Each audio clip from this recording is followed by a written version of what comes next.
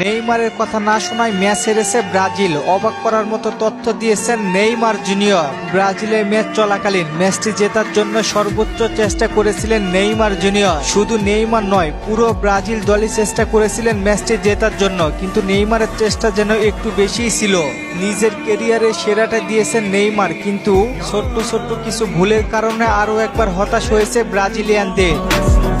কাতার বিশ্বকাপে ক্রোয়েশিয়ার ম্যাচের ১১৫তম মিনিটে ডিফেন্সিভ খেলার জন্য সবাইকে ডাকেন নেইমার। ক্রোয়েশিয়ার ম্যাচে নেইমার বলেছিলেন আর মাত্র ৫ মিনিট বাকি আছে, এই ৫ মিনিট ডিফেন্সিভ খেলার প্রয়োজন।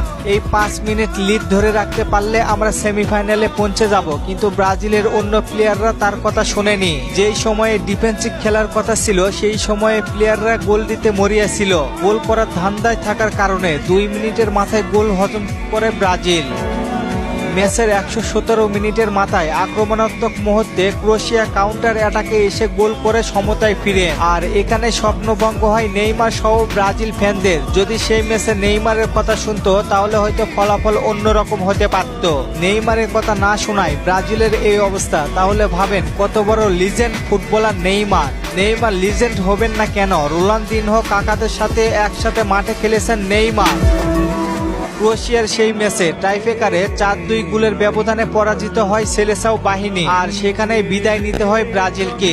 আমি বুক ফুলে বলতে পারি, নেইমারের মতো ব্রাজিলের পরবর্তী নেইমারের এখনো জন্ম হয়নি। আমার সাথে কে কে একমত জানিয়ে দিন কমেন্ট করে। আর শুরু থেকে ইউটিউবের এবং টিকটকের কমেন্ট করেছি, এই ভিডিওতে ফেসবুক থেকে কমেন্ট করা হবে। ফেসবুক থেকে যারা যারা ভিডিও দেখবেন অবশ্যই ফলো করে কমেন্ট করবেন, পরবর্তী ভিডিওতে রিপ্লাই করব।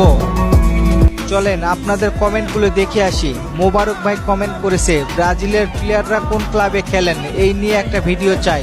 ভাই দেওয়ার চেষ্টা করব ইনশাল্লাহ। রোহান ভাই কমেন্ট করেছে, রিচার্লিসনকে আর ব্রাজিল স্কোয়াডে আসবে না।